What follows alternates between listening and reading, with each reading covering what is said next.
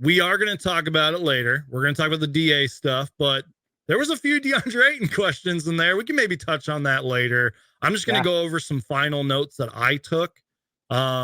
He talked about Kevin Young, and I felt like that was sort of an awkward but good question because he is on the staff. You know, and it is. I think it was a fair question. I think the question was something like Kevin Young, you know, was not going for your job, but applied for your job and all that, was in the running. How can you make that work and everything? And I love what he said.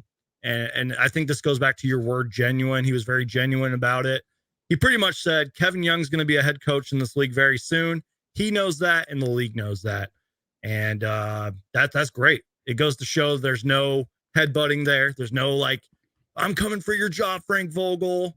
No, like he's on this staff for a reason. And we're going to talk about it later. You know, same thing with David Fizdale and whoever else we bring on.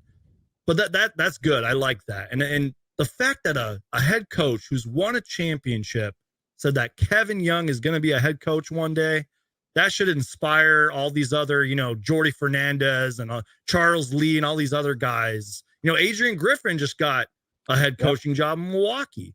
That should inspire all these other assistant coaches who are putting in the work. And because let's be real, Monty Williams used to credit his assistant coaches all the time. Like they do a ton of work that we don't see, that we don't talk about enough.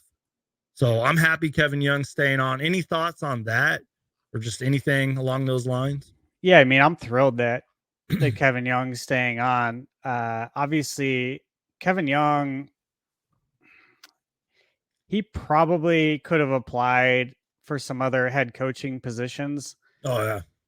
What I like is kind of what James said after that question. But he said Kevin wants to stay in Phoenix and that he wants to win. So it was an easy decision for both sides. James said that what he truly wants and knows the work that we have left to do here. And to me, the way I took that is Kevin Young knows we have unfinished business here. We have a job to do here and we're close. And he doesn't want to leave Phoenix to go pursue a coaching career as a head coach somewhere else. Like he wants to finish what's been started here. And I know personally that there's players on our team that don't want him to go. He's got a great relationship with Book, with CP, and with KD from what I've gathered in this short time. Yeah. So the players want him here too. Like he's part of this team. So I'm very happy that Kevin Young's staying here. Yeah. Because he could be something really special. Yeah, no doubt. Real quick, I want to go back and re-listen to a certain clip, if I can find it. Pretty much, and we both sort of had our own reaction to this. I actually can't find it, but I will kind of paraphrase what he said when they were talking about championship expectations every year and everything. Let me just make sure I'm getting this right. Frank Vogel on embracing championship or bust mentality in Phoenix. Frank Vogel said, hell yeah. And I love that. And he also said that they're going to go after it every year. I think he said that a few times, kind of like how he was talking about going after it on the court and every single day and everything. But I also like how he said, we're going after like our own expectations, not everyone else's.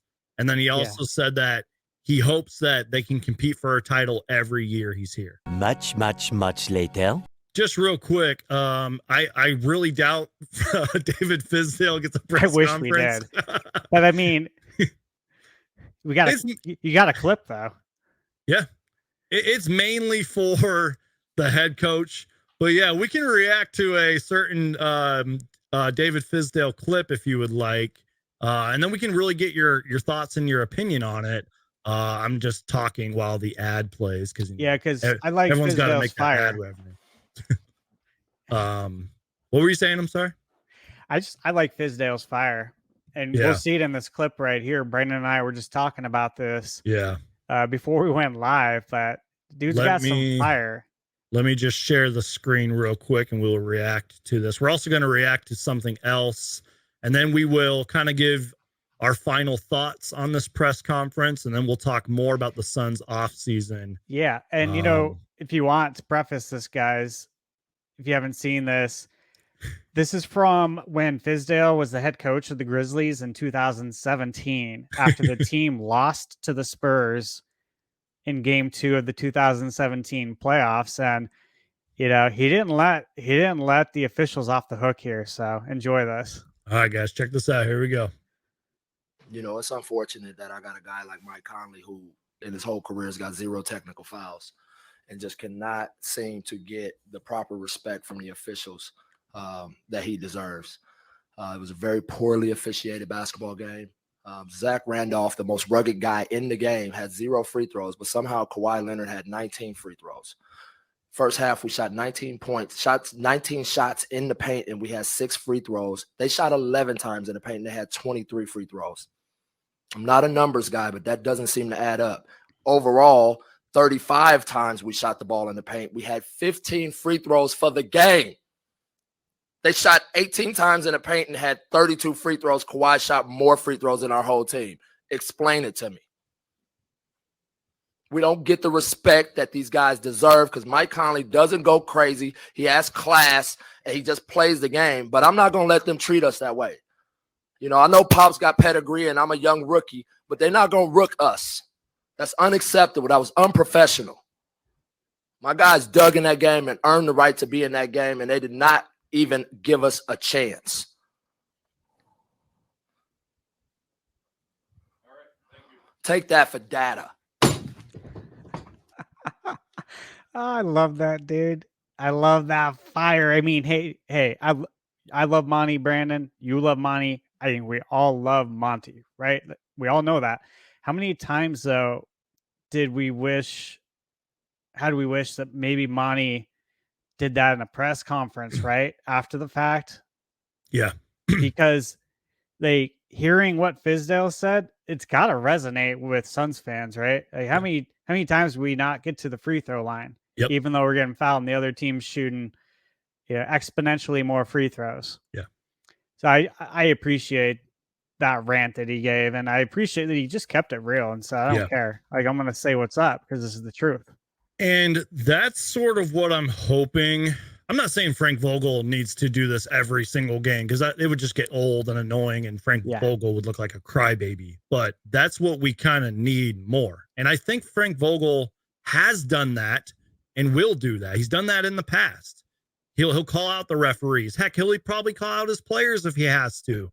He'll call out the media, God forbid, if they say something wrong or if they're talking about the Lakers and all that. But even David Fizdale, I mean, he's going to be an assistant, and I hope he brings that fire. And even though he didn't have the greatest head coaching record, again, this is another guy that's been in the league. He's going to bring that fire. And just real quick side note, he talked about in that clip about Zach, I think it was Zach Randolph, being one of the most rugged dudes and all that. And he only had X amount of free throws. That just brought me so many flashbacks to, this even just past season, like when we played the Lakers in the regular season and they had like 46 free throws and we had like 26. That I made a whole video on that. I clipped that. I was live with one of my Lakers friends who's also a content creator. And even he backed us up. He said, the Lakers getting to the free throw line 46 times was ridiculous. Insane. So, absolute insanity. Yeah. And nobody wants to watch a team shoot 46 free throws. Exactly. That's not basketball entertainment. And real quick, that press conference or his little rant was November 27th, 2017. So the league was still changing, but he said that then, and it's still very true now. You know what I mean? And it is. I just hope Frank Vogel does that. I hope he'll have that fire in him after certain games. Talking about Fizdale, guys, just to kind of piggyback off that. Fizdale's been an assistant coach in the league since 2003. Yep. So pretty much the same time as Vogel. Warriors, Hawks, and then he spent, 4, 5, 6, 8 years. A lot of time in Miami. Yeah. 8 years with Miami, and we all know Miami, right? I mean, not just because they're in the finals, but Miami runs a really great basketball team. Like It's a great franchise. Obviously, Pat Riley, the Godfather, is I like to call him. He's sort of the Godfather of the NBA. There's a weird stat about I think he's been part of the NBA Finals. Yep. For like 29. Was it 29? I thought it was 19. 19? Something with a 9. 19 Player, or 29. coach, and GM, or like front office role, which is insane. Which is just nuts. But obviously, you guys know, like, we all know the story. If you don't, you can watch Google video, but of how Eric Spoelstra got hired to be the head coach. And there was pushback from LeBron, from his, unit, his team at the time, bringing in a guy who's a video coordinator to be our head coach. Yeah. I think LeBron probably wanted Pat Riley to coach. And understandably. And that was a rumor at the time. But point is, like, not to go off on a side tangent, but that's good pedigree playing over there in Miami, like being a coach over there during that whole time with LeBron and D Wade and Bosh. That just shows another coach that knows how to handle personalities, egos. That's important. We all know that. And real quick with David Fizdale, in Woj's report, because he was in the front office for the Utah Jazz, and they obviously had, for the most part, a pretty good season. They sort of lived, above their expectations. Well above. Sort of overachieved, if you will. But one thing Woj said in his report, and I'm sort of paraphrasing, was he made an impact on that front office. Woj said something like that. And I think that goes along with the years of experience that Fizdale has, that Miami Heat culture, if you will. He probably brought all of that to Utah. And apparently they didn't want to let him go. And that makes a lot of sense, because I believe Utah has a pretty bright future. I mean, they obviously got Will Hardy as their head coach. They got, Larry Markkinen and a lot of young guys over there. They got assets and everything. Right. And who's they running probably the didn't show? want to let him go, man. Who's running the show in Utah? We all know. Long range Danny Ainge. Yeah. I was trying to think of who else is. I forgot the guy. Justin something. But yeah, it's Danny Ainge. Yeah. Danny knows talent. I mean, he's done this before. He's been doing this for a long time, actually. So the fact that Danny didn't want to let Fizdale go has a little bit extra meaning to me, in my opinion. It means more. That's why it stood out. Than some dude I don't know. It's Danny Ainge, man. I mean, basketball pedigree for days. Real quick, can I go on a quick tangent? I think when we hired David Fizdale, some fans thought we hired him as our head coach, because I had a lot of comments in my comment section saying, this is a terrible hire. Look what he did in New York and in Memphis. I'm like, guys, he's just the assistant coach. Relax. Like, he's got Kevin Young above him and Frank Vogel. Relax, Suns fans. I think this is a great hire. No, I don't think that. I believe that this was a great hire for David Fizdale, joining the Phoenix Suns. And think about it, Steve. I would have to go back and do my homework on the Suns' history and all that.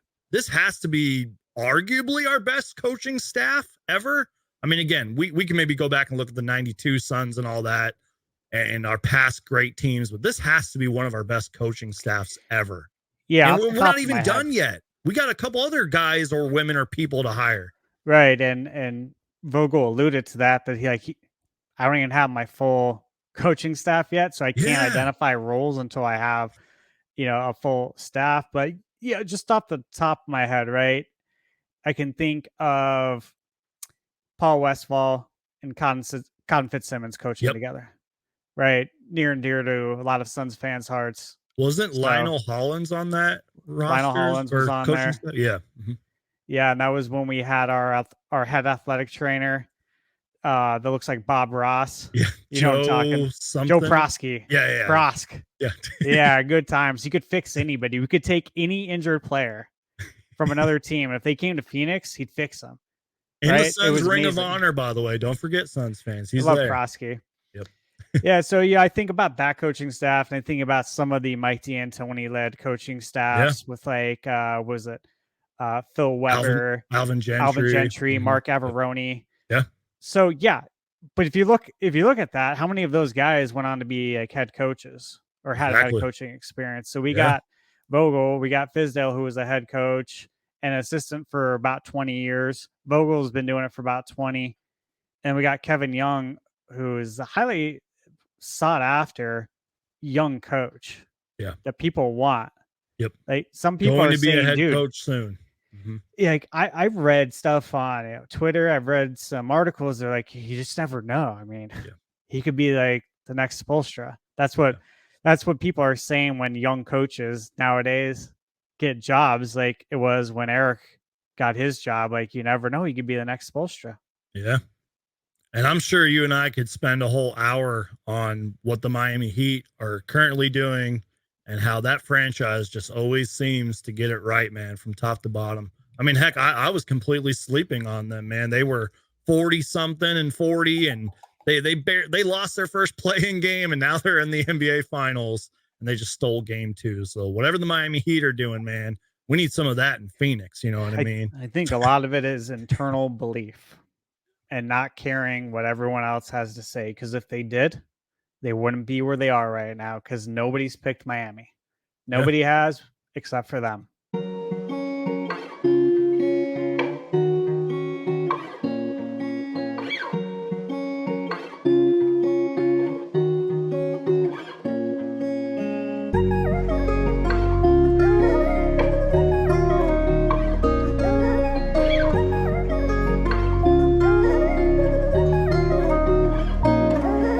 What's up, Suns Geek?